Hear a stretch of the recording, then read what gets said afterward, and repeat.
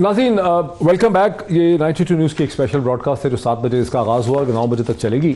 और इस वक्त मेरे साथ दोबारा मौजूद है मेरे साथ इरशाद अहमद आरिफ साहब जो कि ग्रुप एडिटर हैं रोज़नामा 92 के। साथ ही तशरीफ़ रखते हैं जनाब हफीज़ुल्लाह नियाज़ी साहब मुझे ज्वाइन कर रहे हैं जो पाकिस्तान के मुमताज़ कॉलमिस्ट एनालिस्ट हैं।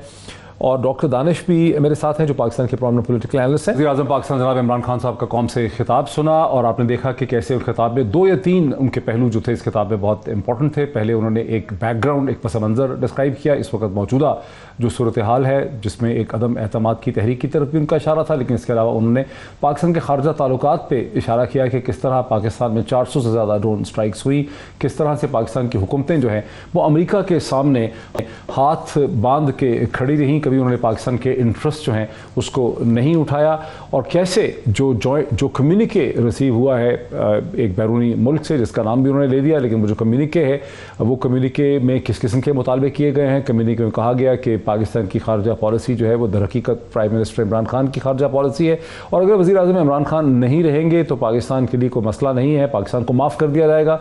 लेकिन अगर वज़ीर आज़म इमरान खान रहेंगे तो फिर पाकिस्तान के लिए कॉन्सिक्वेंसेस हो सकते हैं, उसके नताइज जो है वो पाकिस्तान के लिए निकल सकते हैं। फिर वज़ीर आज़म ने सवाल उठाया कि जो अपोजिशन के लीडर हैं जो अदम एतमाद की तहरीक लेकर आए हैं, जो इस वक्त लोगों को बिठाया भी हुआ है सिंध हाउस में, मैरियत में, ये लोग इस बैरूनी ताकत को या मगरब को किस किस्म का एक अल्टरनेटिव प्रोवाइड कर रहे हैं? क्या ऐसी चीज़ ये उन्हें ऑफ़र कर सकेंगे पाकिस्तान से जिसकी कि अमेरिका को या वहाँ के मगरबी ममालिक को उसकी ज़रूरत है? इस हवाले से भी उन्होंने बात की कि हमारा रूस जाना क्यों ज़रूरी था, बिकॉज़ एनर्जी, तवानाई, गैस और उन तमाम चीज़ों के लिए हमें रूस की ज़रूरत है। और वो समझते हैं कि पाकिस्तान को बाकी दुनिया के ममालिक की तरह एक आज़ाद खारजा पॉलिसी की ज़रूरत है, ये पाकिस्तान की रिक्वायरमेंट है। बिकॉज़ पाकिस्तान जब तक पाकिस्तान ग़ुलामी की ज़िंदगी बसर करेगा, उसके ऊपर एक आका बैठा होगा, तो कोई भी ऐसा मुल्क जिसको एक आका जिसके ऊपर बैठा होता है वो एक हद से आगे तरक्की नहीं कर सकता।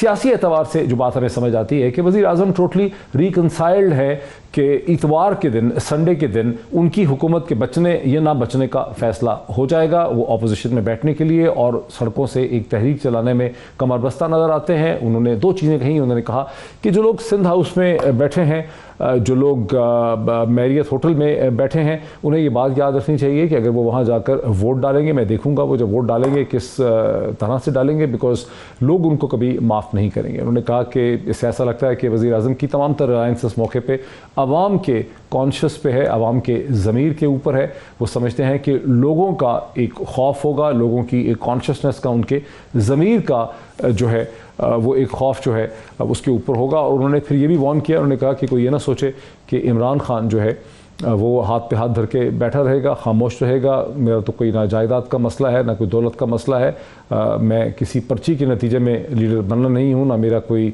फैक्ट्री का मसला है। मैं तो जद्दोजहद करके यहाँ पहुँचा हूँ और इस स्टेज के बाद जो भी होगा उसके बाद भी मेरी जद्दोजहद जो है जारी रहेगी। ये तो एक समरी है। अब मैं देखता हूँ कि इस वक्त जी इरशाद आरिफ साहब भी, डॉक्टर दानिश साहब भी इस वक्त मेरे साथ हैं।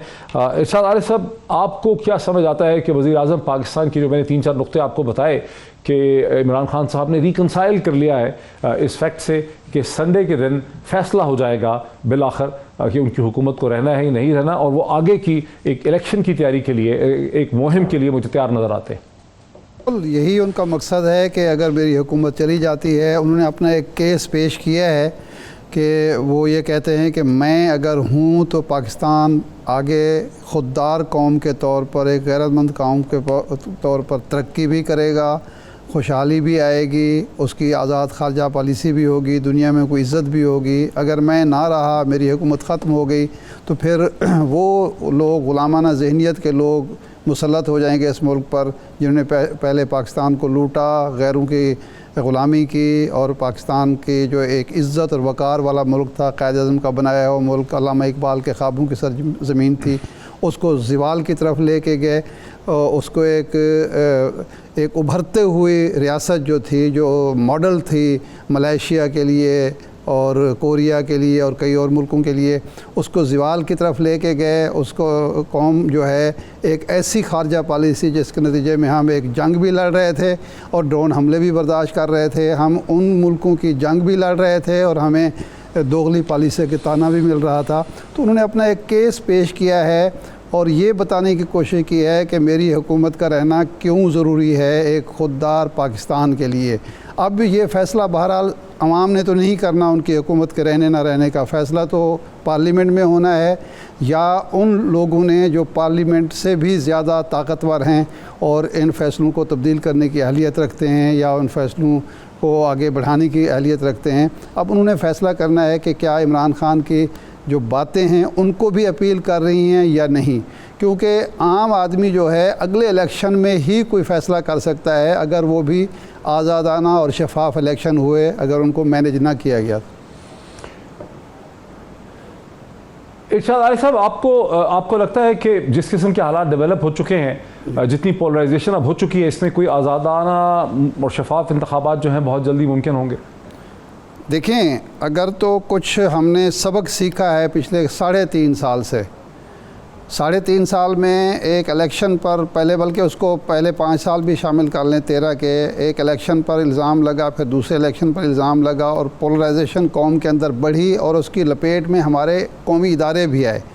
अगर फिर इलेक्शन मैनेज होता है, इलेक्शन को शफाफ नहीं कराया जाता, अवाम का जो फ़ैसला है वो उसी तरह मुनक़िस नहीं होता, उस तरह सामने नहीं आता जिस तरह की उनकी ख्वाहिश है, तो इससे पाकिस्तान कमज़ोर होगा, जमहूरियत कमज़ोर होगी, पोलराइजेशन बढ़ेगी और अदम इस्तेकाम जन्म लेगा।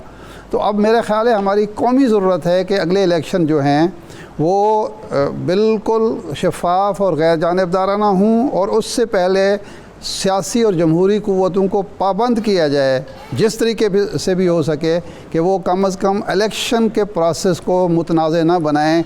ये गारंटी मिलनी चाहिए इलेक्शन कमीशन की तरफ से भी और दूसरे इदारों की तरफ से भी। इलेक्शन शफाफ होंगे और किसी को इजाज़त नहीं होगी कि उसको बिला वजह गैर जानिबदाराना बनाए या उस पर धांधली का इल्ज़ाम लगाए सिर्फ़ इसलिए कि वो इलेक्शन हार गया। शफाफ इलेक्शन के नताइज को मिन्नोन कबूल करना जो है, इसी पर ही पाकिस्तान के इस्तेहकाम का और जमहूरियत के इस्तेहकाम का दारोमदार है। डॉक्टर दानिश, क्या वजह है कि अपोजिशन की तमाम जमातें इलेक्ट्रॉनिक वोटिंग मशीन का जो कानून है उसको बदलना चाहती हैं? जो हम बात सुनते हैं हमें 3 महीने कम से कम हुकूमत करनी है ताकि हम ईवीएम के कानून को ख़त्म कर सकें। ईवीएम में क्या ख़तरा नज़र आता है अपोजिशन की जमातों को?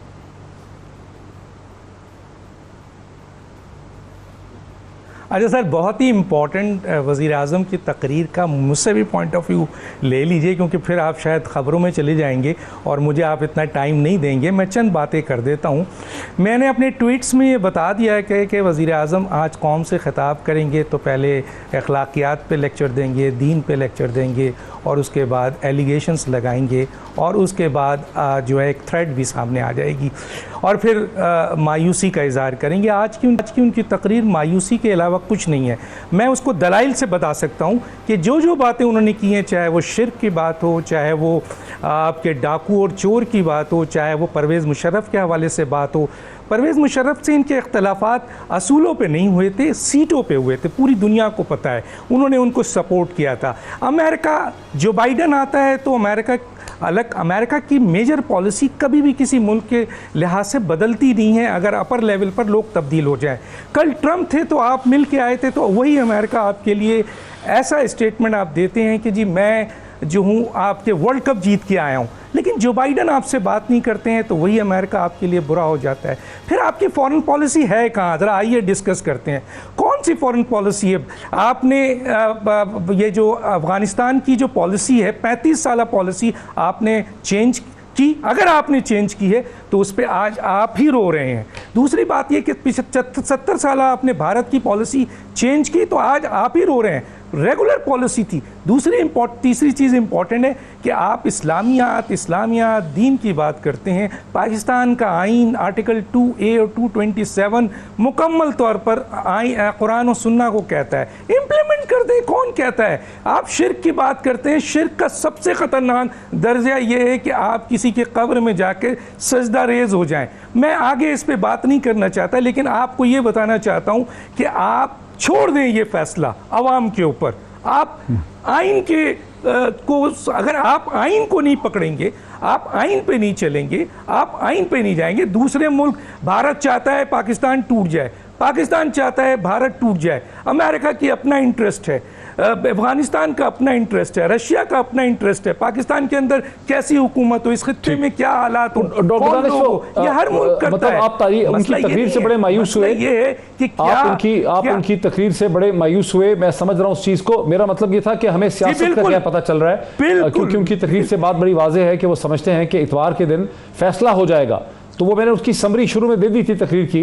आप तकरीर से बड़े मायूस हुए, लेकिन आपके जो मेरा सवाल था कि अब जो इलेक्शन, जैसे कि इरशाद आरिफ साहब ने कहा कि हम समझते हैं कि इलेक्शन की तरफ हम जा रहे हैं, वज़ीर आज़म की हुकूमत बचती है तो भी इलेक्शन की तरफ जा रहे हैं, बचती नहीं है तो भी इंतखाबात की तरफ जा रहे हैं। आप समझते हैं कि पाकिस्तान में मौजूदा सूरत हाल में एक फ्री, फेयर, ट्रांसपेरेंट, शफाफ इलेक्शन हो पाएंगे?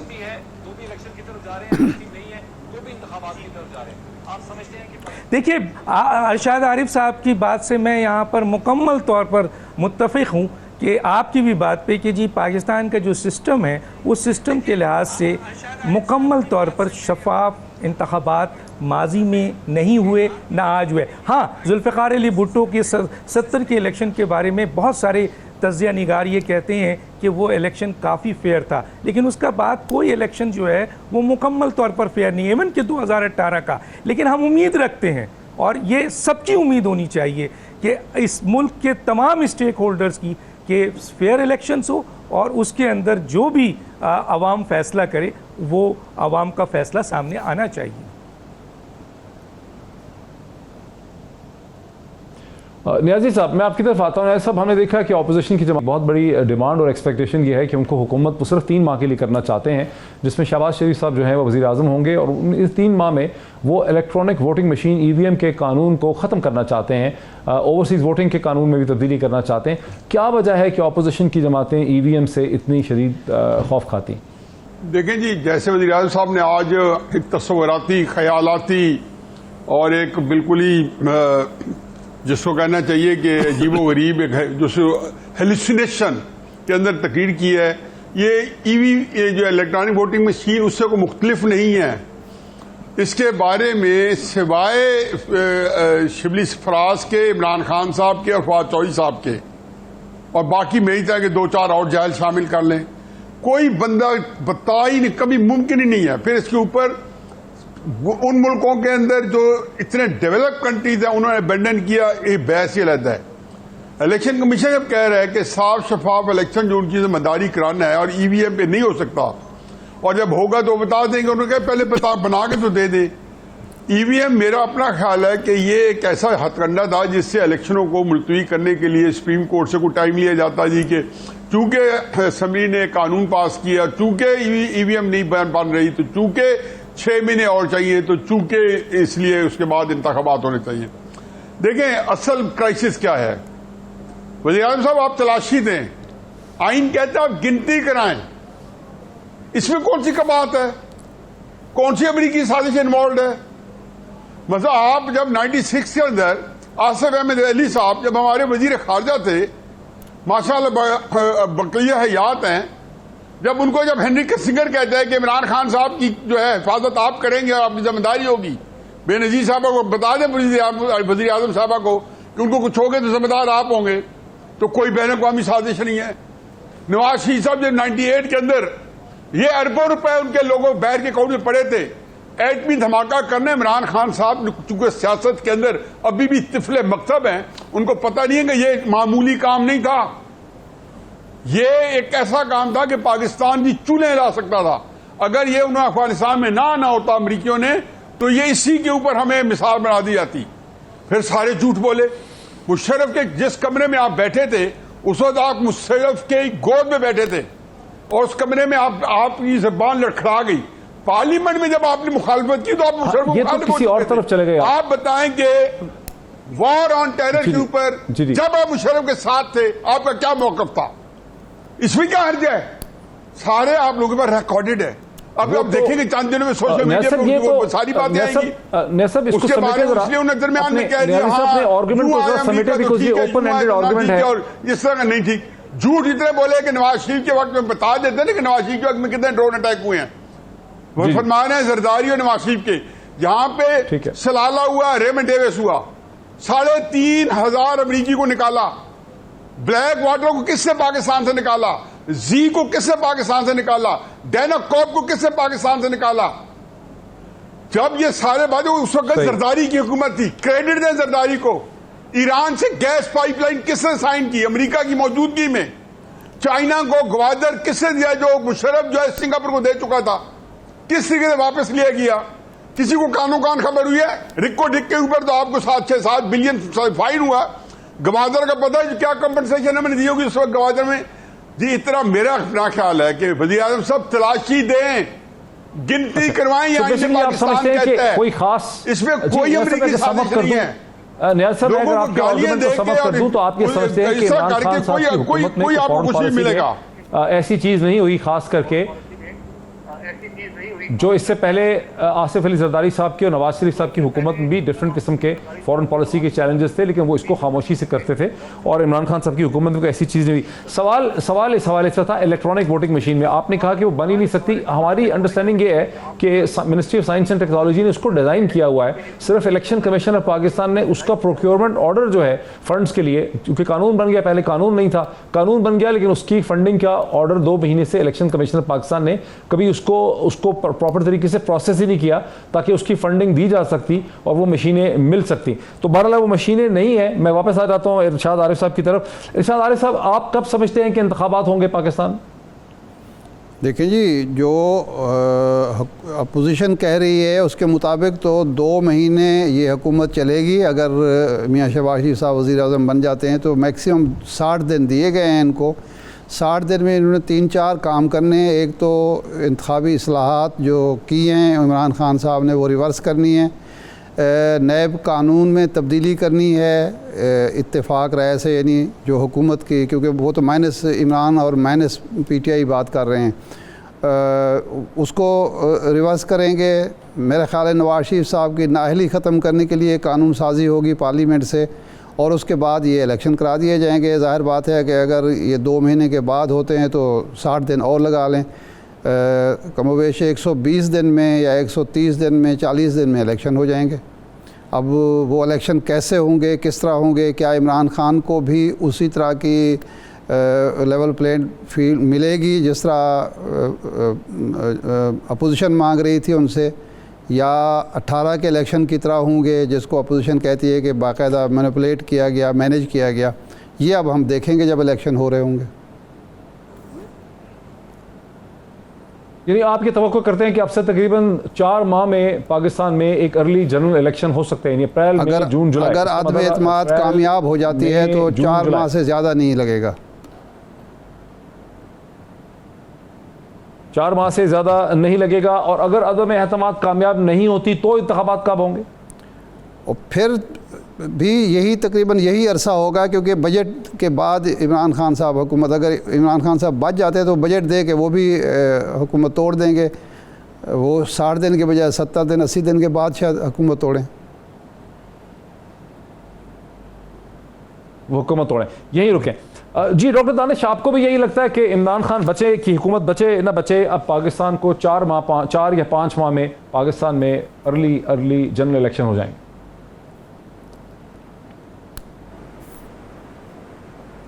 देखिए, एक तो सबसे अहम बात यह है कि पार्लियामेंट जो है ना, उसको ये इख्तियार है पाकिस्तान के आइन के तहत कि वो जो भी फ़ैसला करे उसमें आइन में तरमीम करे। अगर मेजॉरिटी वहाँ पे बैठे हुए लोग जो भी तरमीम करना चाहें, पाकिस्तान का आइन उनको इजाज़त देता है। और दूसरा ये है कि ऑर्डिनेंस के ज़रिए कोई भी चीज़ लाई जाती है, जाहिर है उसकी इतनी अहमियत नहीं होती है। अब रही बात कि अगर इमरान खान साहब अदम एतमाद की तहरीक जो आई हुई है और उसको वो देख रहे हैं कि वो शिकस्त की तरफ जा रहे हैं, अगर वो उनको ये महसूस ना होता तो वो कभी भी अपोजिशन से ये इल्तिजा ना करते कि आप जो हैं वो अदम एतमाद वापस ले लें और मैं जो हूँ असम्बली तोड़ देता हूँ। तो गोया उनको पूरा यकीन है कि वो अदम एतमाद की तहरीक नाकाम कर रहे हैं और उनके पास लोग आ नहीं रहे हैं। जैसे जैसे वक्त गुजर रहा है वैसे वैसे अपोजिशन की ताकत में और अफरादी क़ुव्वत में इजाफ़ा हो रहा है। अब आता हूँ मैं कि अगर ये फ़ैसला जो इतवार को होना है, जिसके बहुत ज़्यादा चांसेस हैं कि इमरान खान साहब की हुकूमत नहीं रहेगी, तो यकीनन ये तय हुआ है अपोजिशन में कि जनाब एक ख़ास अरसे के बाद असम्बली डिज़ोल्व कर दी जाएगी और जनरल इलेक्शंस में जाया जाएगा। और जाहिर है उससे पहले कुछ आइनी वहाँ जो आपके इलेक्शन रिफॉर्म के हवाले से हैं, दूसरे कानूनी नुकात हैं, उसको पार्लियामेंट के ज़रिए, ऑर्डिनेंस के ज़रिए नहीं, पार्लियामेंट के ज़रिए जो है वो रेक्टिफाई किया जाएगा। और अगर ईवीएम, जिसके बारे में ख़ुद ये कहा जाता है, देखिए आरटीएस का भी एक निज़ाम था, उसको भी आपने देखा है प्रैक्टिकली। ईवीएम के बारे में जो जिसकी क्रिएशन थी, और आईटी डिपार्टमेंट में मिनिस्ट्री ऑफ आईटी से पूछ लीजिए कि एक आपके समरी मौजूद है जिसके ऊपर उन्होंने खुद ये कहा है कि साफ और शफाफ इलेक्शन देने की गारंटी ईवीएम के ज़रिए नहीं दी जा सकती। अगर ईवीएम को आप नादरा के हवाले करते हैं और नादरा उसको ऑपरेट करता है, तो भी ये क्या गारंटी है कि नादरा जो उस वक्त केयर टेकर गवर्नमेंट के अंडर में होगा, इलेक्शन कमीशन के अंडर में होगा, वो सही फैसला कर सके। तो साफ और शफाफ इंतखाबात होने की जिम्मेदारी नीयतों पे मुनसर करती है, और इसमें बहुत ही इम्पॉर्टेंट रोल है कि वो तमाम लोग जो इलेक्शन करा रहे हैं, ख़ास तौर पे इलेक्शन कमीशन, वो किसी दबाव के तहत, किसी भी दबाव की बुनियाद पे आपके फैसले को करने के बजाय आइन और कानून ने जो उनको खुद मुख्तार और इख्तियार दिया है उसके ऊपर फैसला कराएं। आप ईवीएम में कराएंगे तो भी मैनिपुलेट कर सकते हैं, आप ईवीएम के बाहर कराएंगे तो भी मैनिपुलेट कर सकते हैं। मसला ये है कि आया आप इंतखाबात को मैनिपुलेट करना चाहते हैं या साफ और शफाफ। और इसके साथ साथ माजरत के साथ पाकिस्तान में अहम तरीन जो स्टेक होल्डर हैं उनका भी बहुत बड़ा रोल होगा कि वो जो साफ और शफाफ इलेक्शन कराना चाहें। ठीक, हफीजुल्लाह नाइक साहब, अमूमन देखा गया 90 की दिहाई से अब तक हम देखते हैं कि जिस हुकूमत को निकाला जाता है, जो हुकूमत निकल जाती है, कभी उसे अगले इंतखाबात में वापस नहीं आने दिया जाता। 1988-90 की मोहतरमा बेनज़ीर भुट्टो की हुकूमत, 1990 और 93 की नवाज शरीफ साहब की हुकूमत, 1993 और 96 की मोहतरमा बेनज़ीर की हुकूमत, 1997 और फिर 99 के बाद नवाज शरीफ साहब की हुकूमत। तो हमेशा पैटर्न जो है वो यही रहता है कि जो हुकूमत जाती है वो वापस पाकिस्तान में अगली दफ़ा नहीं आ सकती है। इस हवाले से बात करेंगे। सईद गनी साहब ने मुझे पाकिस्तान पीपल्स पार्टी से। सईद गनी साहब, अस्सलाम वालेकुम। उम्मीद है कि आपको मेरी आवाज़ ठीक आ रही होगी। जी आ रही है, जी आवाज़ आ रही है। सईद गनी साहब, हम सुन रहे थे कल रात से, आज सुबह से मसलसल सुन रहे थे कि शायद ये भी मुमकिन है कि अपोजिशन अपने अदम एहतमाद की तहरीक को विड्रॉ कर ले और उसके नतीजे में हुकूमत असम्बलियाँ तोड़ने की समरी भेज दे और फिर हुकूमत ही एक अर्ली इलेक्शन की तरफ चली जाए। क्या इस चीज़ के अंदर कोई इसमें कोई कॉम्प्रोमाइज़, किसी किस्म की कोई चीज़ इस तरह की हो सकती? देखिए डॉक्टर साहब, ये हुकूमत की, इमरान खान की ख्वाहिश तो ज़रूर हो सकती है, लेकिन अपोजिशन इस वक्त जिस स्टेज पर है, मेरा ख्याल है कि ये बिल्कुल नेक्स्ट टू इम्पॉसिबल लगता है। जब अपोजिशन ने अपने नंबर शो कर दिए हैं और ये सबको पता है कि वो 172 प्लस हैं और पीटीआई के नाराज अराकीन के अलावा हैं। आज भी जब खान साहब ये बात कह रहे थे कि भी जो लोग धोखा दे गए हैं, गद्दार हो गए हैं, पता नहीं क्या क्या अल्फाज इस्तेमाल किए, आज तो वो असेंबली में थे ही नहीं, उसके बगैर ही मेजॉरिटी ऑपोजिशन के साथ थी। तो जो बातें उन्होंने कही चले वो करते रहते हैं, लेकिन उसके बावजूद भी जो जमहूरी रिवायात हैं दुनिया भर में, अगर किसी वजीर आजम के पास जो रिक्वायर्ड नंबर असेंबली में दरकार होता है वो नहीं है उनके पास, तो उनको रिजाइन कर देना चाहिए। अब मुझे नहीं समझ आती बात, ये कह रहे हैं कि जो मुझे जानते हैं मैं आखिरी बॉल तक लड़ूंगा। भाई अगर तुम्हें 50 रन चाहिए आखिरी ओवर में तो फिर लड़ते रहो।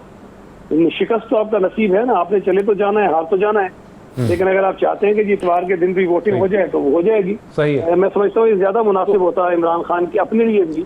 सही दिन साहब, इस प्रपोजल की तरफ जिसे बहुत से हल्के इस प्रपोजल में थे कि अगर ऐसा होता है तो अपोजिशन को एक मुश्किल मईशत वाली नहीं हुकूमत लेनी पड़ती, उसको बजट नहीं बनाना पड़ता है, उनको इलेक्शन में मिल जाता है। बिकॉज ये तो हम सुन रहे हैं मसलसल कि जो मेन अपोजिशन पार्टी है जिसकी सबसे ज़्यादा सीटें हैं PMLN, वो चाहते हैं कि जल्दी से जल्दी इंतखाबात हों। वो सिर्फ 2 माह से 3 माह के दरमियान हुकूमत चलाना चाहते हैं, उसमें वो इलेक्टोरल इंतखाबी इस्लाहात करना चाहते हैं, उसके बाद वो एक आम इंतखाबात की तरफ जाना चाहते हैं। क्या पीपल्स पार्टी भी एक फौरी तौर पर एक आम इंतखाबात की तरफ जाना चाहती?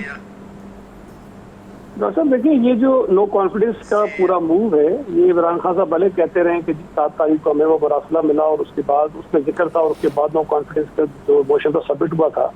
ये बात तो पिछले 1 साल से चल रही है और पिछले 3-4 महीनों से बड़ी तेजी से बात आगे बढ़ी है। अच्छा, ये जो इश्यूज आप बता रहे हैं इसमें बिलाशुबा ये इश्यूज हैं और चैलेंजेस हैं, लेकिन जितनी ऑपोजिशन की जमातें हैं उन्हें भी इसका एहसास है और यकीनन इन तमाम इश्यूज पर भी और हुआ है, बात हुई है।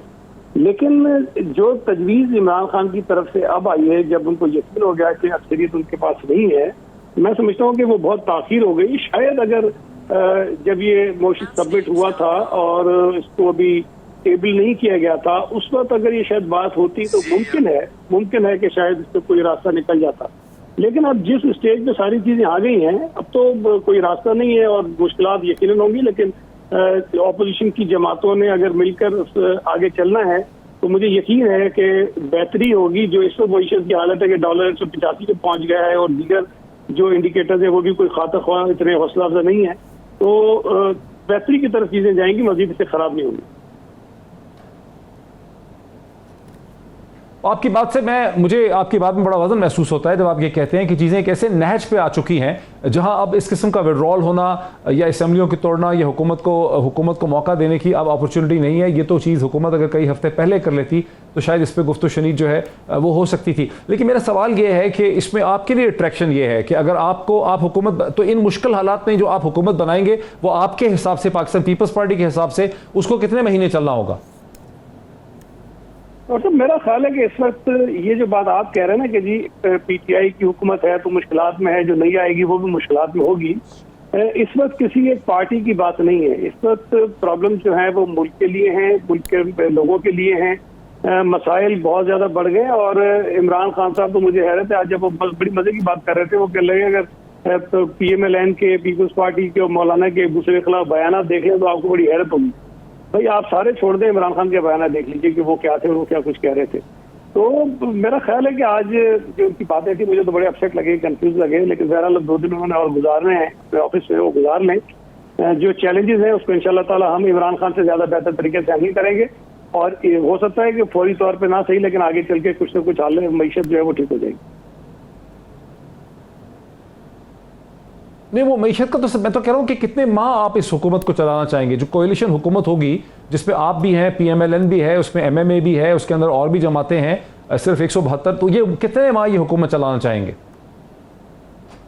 देखिए मैं तो इस वक्त मेरे पास तो ये नहीं इख्तियार कि मैं ये बात कहूँ कि जी कितने महीने चलेगी, लेकिन मैं इतना आपको यकीन दिलाता हूँ कि ऑपोजिशन की जमातों में इस बात पर इत्तफाक है कि कितना अर्सा वो चलाना चाहते हैं। कुछ चीजें हैं जो उन्होंने सॉर्ट आउट करनी है और उसके बाद इलेक्शन में चल जाए।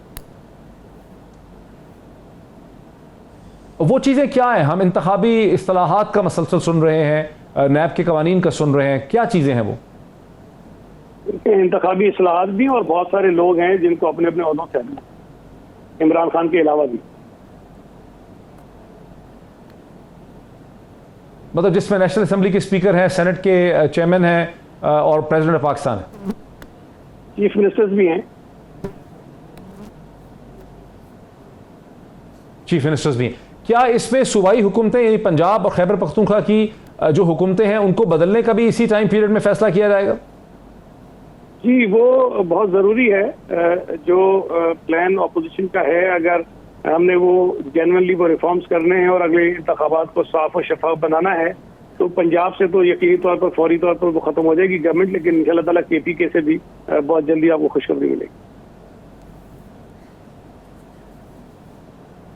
बहुत शुक्रिया सईद गनी साहब, हमारे पाकिस्तान पीपल्स पार्टी के अहम रहनुमा हैं। वो हमें बता रहे थे कि अपोजिशन के कैंप में वज़ीर आज़म इमरान खान साहब की इस तकरीर को किस तरह से देखा गया, कंफ्यूज देखा गया, परेशान लगे, घबराए हुए लगे, और अब अपोजिशन बड़ी मुतहद है और बड़ी पुरुमीद है कि इतवार के दिन 2-2.5 दिन रह गए हैं, इतवार के दिन हुकूमत फॉल कर जाएगी और उसके बाद अपोजिशन एक नई हुकूमत जो है वो बना सकेगी। सईद गनी साहब बहुत शुक्रिया। वापस आता हूँ इरशाद अहमद आरिफ साहब की तरफ। इरशाद अहमद आरिफ साहब, तो फिर एक तरह से अपोजिशन अब बहुत पुरएतमाद है कि वो अब एक हुकूमत बनाएंगे और वो हुकूमत कुछ मुद्दत ही चलेगी जिसमें कि सूबाई हुकूमतों को भी ख़त्म किया जाएगा, पंजाब को तो ख़त्म किया ही जाएगा, खैबर पख्तूनख्वा की हुकूमत को भी गिराया जाएगा, प्रेसिडेंट ऑफ पाकिस्तान को बदला जाएगा, उनकी इम्पीचमेंट होगी, speaker national assembly, chairman senate जो हैं उन्हें भी बदला जाएगा। उसके अलावा इंतखाबी इस्लाहात होंगी, इलेक्शन के कवानीन को बदला जाएगा, शायद नैब के कवानीन को बदला जाएगा। कुछ और भी आपको समझ आता है इरशाद साहब? मैंने अर्ज़ किया है ना कि हुकूमतों को बदला जाएगा, नैब कवानीन को बदला जाएगा, इंतखाबी इस्लाहात होंगी, जो ज़ाहिर बात है मौजूद जो कवानीन हैं जो बनाए हैं इन्होंने, ओवरसीज़ पाकिस्तानियों का जो हक़ है वोट का, मेरे ख़्याल वो भी ख़त्म किया जाएगा और मियाँ नवाज शरीफ साहब की नाअहली ख़त्म करने के लिए भी कानून साजी होगी और उसके बाद इलेक्शन करा दिए जाएंगे। सूबाई हुकूमतें अगर ख़त्म करनी है तो फिर ये मौलाना फजल रहमान ने तो कहा था कि सिंध की हुकूमत कायम रहेगी, लेकिन मेरा नहीं ख्याल कि अगर बाकी सूबाई हुकूमतें कायम रहेंगी तो सिंध की कायम नहीं रहेंगी, चली जाएंगी तो सिंध की हुकूमत कायम रहेगी, ऐसा नहीं हो सकता। हमारा वैसे जो आइन है और कानून है इलेक्शन का वो ये है कि इलेक्शन पाकिस्तान में कौमी और सूबाई असम्बली के एक दिन होंगे। तो इस कानूनी मूशगफी की बुनियाद पर या मजबूरी की बुनियाद पर हमारे यहाँ ये रिवायत कभी नहीं कायम रह सकी कि कौमी असम्बली डिज़ाल्व हो जाए और सूबों में हुकूमतें कायम रहें और वो इलेक्शन करा दें, मरकज़ में हो जाएं और सूबों में ना हों। तो अगर डिज़ाल्व हुई हुकूमतें बाकी सूबाई तो फिर मेरे ख्याल सिंध की भी होगी। ये नहीं हो सकता कि पंजाब की हो जाए और खैबर पख्तूनख्वा के हो गए, सिंध की। इलेक्शन जब भी होंगे एक ही दिन होंगे, तमाम असम्बलियों के होंगे। अब उसके नतायज क्या होंगे ये आप दुरुस्त फरमा रहे हैं कि माजी का हमारा तजर्बा ये है कि जो हुकूमत जाती है उसको किसी सूरत नहीं आने दिया जाता और शायद इमरान खान साहब को भी बाई हुक कर क्रोक बिल्कुल रोका जाएगा। अलबत्ता उसके बाद इमरान खान साहब क्या करते हैं नई हुकूमत के साथ और नई हुकूमत कितना अरसा चल पाती है ये एक हम देखेंगे, हमारे सामने होगा सारा कुछ। आपने जो बहुत सी तब्दीलियों का जिक्र किया वहाँ आपने एक बहुत दिलचस्प बात थी कि कवानीन में तब्दीली की जाएगी और नवाज शरीफ साहब की जो नाअहलियत है उसे ख़त्म किया जाएगा। इसकी थोड़ी सी वजाहत कर दें, वो कैसे होगा? मतलब उसके लिए क्या 2/3 मेजॉरिटी चाहिए होगी असम्बली से? ये अब मैं कोई कानूनी माहिर ही कह सकता है। मैं ये इस बात पे इस वजह से कह रहा हूँ कि मियाँ नवाज शरीफ साहब से जो लोग डायलॉग करते रहे हैं, जो बात करते रहे हैं, उनके जहन में ये है कि मेरे साथ ज़्यादती हुई है और मुझे मेरी नाअहली ख़त्म होनी चाहिए नाअहल, और मुझे इलेक्शन लड़ना है और लड़ने के बाद वज़ीर आज़म का उम्मीदवार मैं हूँगा। ये जो अब शहबाज शरीफ साहब बनेंगे ये स्टॉप गैप अरेंजमेंट होगी, ये मुस्तकिल नहीं होगी। जब उनसे कहा गया कि मरीम नवाज़ को ये मौका दिया जाता है तो उन्होंने कहा कि नहीं, ना शहबाज शरीफ ना मरीम नवाज़, मैं ही उम्मीदवार हूँ वज़ारत उज़्मा का। और जब भी ये नया सिस्टम आएगा तो सबसे पहली रिक्वायरमेंट ये होगी मियाँ नवाज शरीफ साहब की, वो ये कि असम्बली कानून पास करे, उस नाअहली को ख़त्म करे और उसके बाद जब इलेक्शन हो तो वो हिस्सा लें और वज़ीर आज़म बने। मेरी अंडरस्टैंडिंग यही है। मेरा सवाल ये है कि असम्बली सुप्रीम कोर्ट के एक डिसीजन की नाअहलियत को किस तरह से ख़त्म करेगी, किस कानून को तब्दील करेगी असम्बली? ये 62F जो है इसमें तब्दीली लाई जाएगी ना, मुस्तकिल ताहयात नाअहली को ख़त्म किया जाएगा। जब आप 62 और 63 में तरमीम लाएंगे, सुप्रीम कोर्ट ऑफ पाकिस्तान ने की थी जी, 62 के F में तब्दीली लाएंगे। ये जो मैं प्रोड्यूसर साहब से रिक्वेस्ट करता हूँ कि प्रोड्यूसर साहब कोई कॉन्स्टिट्यूशनल एक्सपर्ट जो हैं उनको अगर हम ले लें ऑनलाइन फ़ोन के ऊपर, उनसे हम समझ सकें, क्योंकि मोहतरमा मरियम नवाज साहिबा जो एक बहुत इंपॉर्टेंट लीडर है, सीनियर वाइस प्रेसिडेंट है की, वो भी अभी तक जो है उनके खिलाफ भी एक कन्विक्शन है। और इसी तरह से नवाज शरीफ साहब जो हैं, जो एक्स प्राइम मिनिस्टर हैं, 3 दफ़ा प्राइम मिनिस्टर पाकिस्तान, वो लंदन में हैं, मुझे बीमारी की वजह से बताया जाता है कि वापस नहीं आ सकते, अब वो वापस आना चाहते हैं। जी जी बिल्कुल, मैं आप ही की तरफ आना चाह रहा हूँ सर। मैं प्रोड्यूसर साहब को बता रहा था कि हम कोई कॉन्स्टिट्यूशनल एक्सपर्ट भी ले लें। जी डॉक्टर दानिश साहब, आप वो बता रहे हैं कि नवाज शरीफ साहब के खिलाफ जो है फैसला, वो तो सुप्रीम कोर्ट का फैसला था, इसका अब कोई आइन में ऐसी तब्दीली होगी जिसके नतीजे में नवाज शरीफ साहब चौथी दफ़ा पाकिस्तान के प्राइम मिनिस्टर बन सके।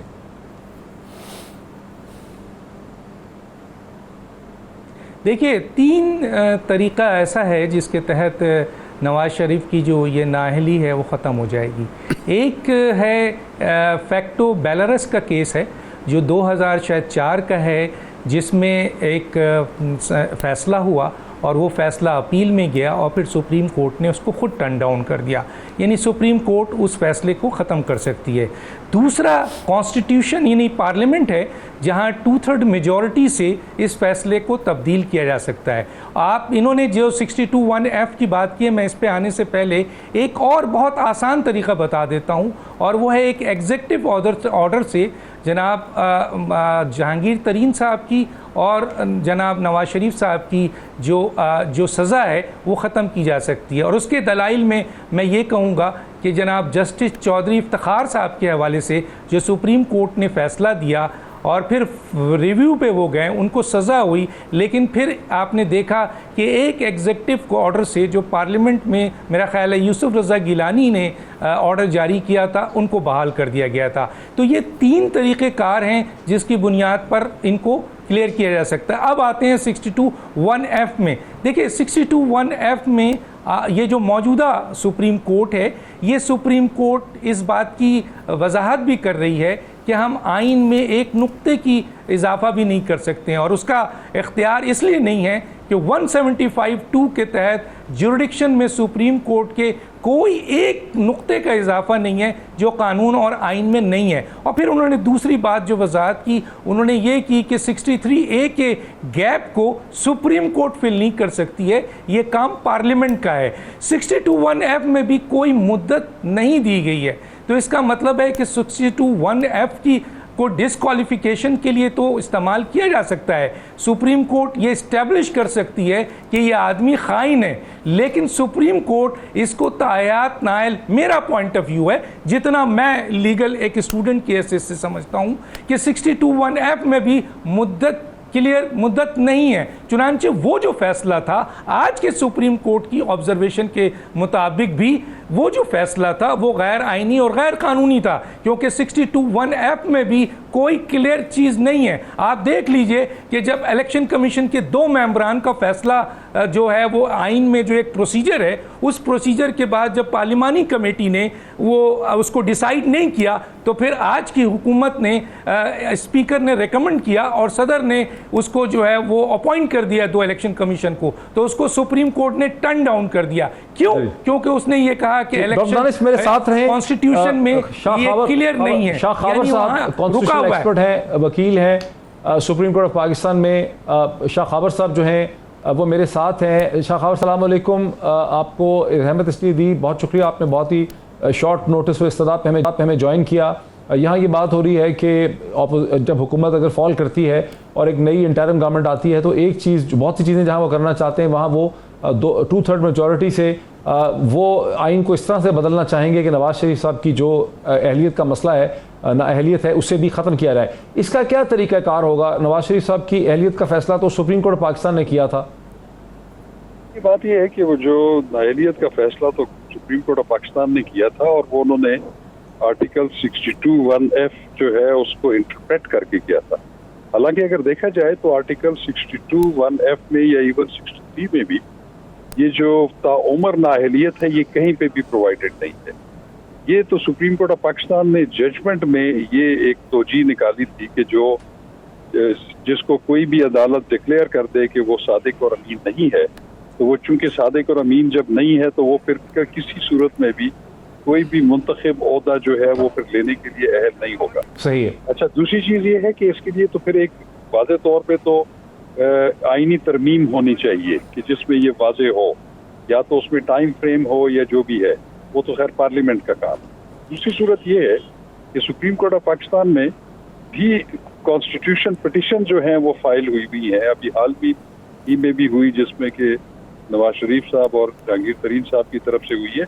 लेकिन उससे पहले भी कोई 5-6 आईनी दरखास्तें इस तरह की पेंडिंग हैं जिसके ऊपर लीव भी ग्रांट हुई है, और जिसमें सुप्रीम कोर्ट के बेंच ने कहा था कि इसको मुनासिब वक्त में एक लार्जर बेंच इसको सुन सकता है, देख सकता है कि ये जो नाअहली है ये मुस्तकिल होनी चाहिए, या इसका कोई टाइम फ्रेम भी होना चाहिए। सही है। लेकिन इसका जो बेस्ट फोरम है वो तो पार्लियामेंट है। इसमें खावर साहब थोड़ा सा, मैं कुछ सिविल सर्वेंट्स के साथ बात कर रहा था, बल्कि वो किसी ने मुझे कॉल करके बताया था कि ये जो सब डिबेट चल रही थी जिसकी तरफ आपने इशारा किया कि पिटिशंस आई हुई हैं, यहाँ प्रॉब्लम यह है कि जब आप ये कहते हैं, जैसे किसी सिविल सर्वेंट के बारे में जब आप ये डिटर्मिन कर देते हैं, ट्रिब्यूनल फैसला कर देता है कि भाई ये दयानतदार नहीं था, इसने ख़यानत की है, ये डिसऑनेस्ट है, तो फिर वो ऐसा नहीं हो सकता कि दोबारा पब्लिक सर्विस में वो आ सके। अब ये कैसे आइन में लिखा जाएगा कि अगर एक पॉलिटिशियन जो है जिसके बारे में अदालत ये फैसला कर देती है कि ये सादिक और अमीन नहीं रहा, इसने डिसऑनेस्टी की है, ये ऑनेस्ट नहीं था, इसने पब्लिक सर्विस का अपना कंडक्ट ऑनेस्टी से नहीं किया, तो उसको महज 5 साल के लिए या कुछ मुद्दत के लिए समझा जाएगा। यानी ऑनेस्टी और डिसऑनेस्टी उसकी जो है एक दफ़ा डिटर्मिन हो गया कि कैरेक्टर ही ठीक नहीं है, तो फिर वो लाइफ का नहीं होगी डिस्क्वालिफिकेशन, बल्कि एक मुद्दत के लिए होगी। इसकी लॉजिक कैसे निकाली जाएगी? देखिए डॉक्टर साहब, मैं आपको बताऊं कि ये आर्टिकल 63 का आपने हवाला दिया, उसमें कुछ डिस्क्वालिफिकेशंस ऐसी हैं जो वक्त के साथ खत्म हो जाती है। अच्छा, अभी आपने सिविल सर्वेंट्स की बात की, तो उसमें आर्टिकल 63 पे ये है कि कोई ऐसा सरकारी मुलाजिम या सिविल सर्वेंट जिसको जबरी रिटायर कर दिया गया हो या जिसको डिसमिस फ्रॉम सर्विस कर दिया गया हो और उस डिसमिसल को गुजरे हुए 3 साल अगर हो जाए तो उसके बाद फिर वो अहल हो जाएगा। ये आर्टिकल 63 में है। तो इसलिए मैं ये कहता हूँ किसी भी कंडीशन पे या उसके बारे में हो गया और किसी ने डिसऑनेस्टी की है, करप्शन की है, फिर भी वापस आ जाएगा। किसी ने मिसकंडक्ट ही किया है तो फिर उसको निकाला जाएगा ना सर्विस से। ठीक है, मिसकंडक्ट में डिसऑनेस्टी भी हो सकती है, उसमें मिसयूज ऑफ अथॉरिटी भी हो सकती है, मेल प्रैक्टिसेस भी हो सकती है, तो उसमें मेजर और माइनर पेनल्टीज हैं। लेकिन जो डिसमिसल फ्रॉम सर्विस है या जबरी रिटायरमेंट है, ये तो मेजर पेनल्टी है। ये तो एम्बेजलमेंट में भी हो सकती है, नेग्लिजेंट के ऊपर भी हो सकती है, या स्वेयर मिसकंडक्ट के ऊपर। तो इसलिए जब एक बंदा जो है वो किसी जुर्म में सजा याफ्ता हो और वो सजा को कंप्लीट हुए हुए 5 साल गुजर गए हों, तो आर्टिकल 63 के तहत वो भी अहल है।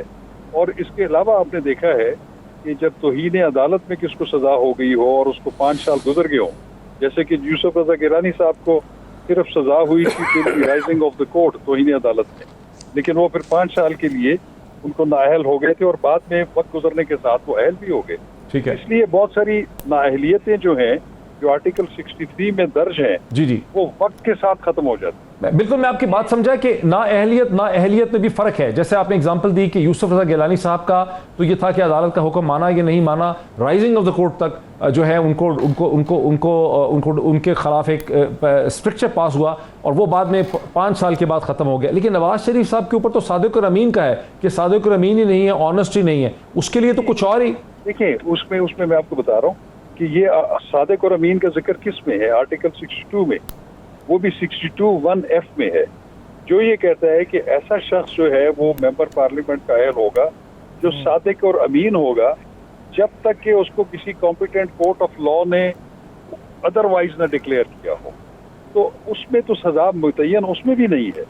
ये जो सजा उसको जो परमानेंट डिस्क्वालिफिकेशन है, ये सुप्रीम कोर्ट के जजमेंट से उन्होंने इसकी तशरीह की हुई, और वो चूंकि अगर इसको आईनी दरखास्त में देखा जाए और एक लार्जर बेंच उसके ऊपर जो अगर बैठ जाए तो वो अपनी पिछली जजमेंट को रिविजिट कर सकते हैं और इसकी तशरीह कर सकते हैं कि इसमें भी कोई या तो टाइम फ्रेम होना चाहिए और या जो है इसमें कोई ये पार्लियामेंट को भी हिदायत कर सकते हैं कि पार्लियामेंट इसको, चूंकि ये हमारी डोमेन में नहीं है, पार्लियामेंट इसको देख सकती है और उसमें वाज़ेह एक तरमीम करके इसमें एक टाइम फ्रेम। बहुत शुक्रिया शाह खावर साहब ने बड़ा जबरदस्त कर दिया कि 2 तरीके हो सकते हैं। सुप्रीम कोर्ट ऑफ पाकिस्तान का एक लार्जर बेंच भी अपने पिछले ही फैसले को रिव्यू कर सकता है, उसके बारे में पार्लियामेंट को हदायत भी दे सकता है और खुद पार्लियामेंट के अंदर 2/3 मेजॉरिटी से एक अमेंडमेंट लाई जा सकती है जिसमें 62(1)(f) और 63 जो हैं उनको रिव्यू किया जा सकता है। वहाँ की उसकी लैंग्वेज जो है वो बदली जा सकती है। आईनी हवाले से हमेशा खामोश रहा, वहाँ ये लिखा भाई नहीं है कि डिस्क्वालिफिकेशन उम्र भर की होगी। इसकी तशरीह कि सादिक और अमीन अगर एक शख्स नहीं है तो वो सारी उम्र के लिए डिस्क्वालीफाई होगा, इसकी तशरीह तो सुप्रीम कोर्ट ऑफ पाकिस्तान ने अपने एक जजमेंट में की थी। स्पेशल ब्रॉडकास्ट जो है वो जारी रहेगी। अब तक इतना ही, बहुत शुक्रिया।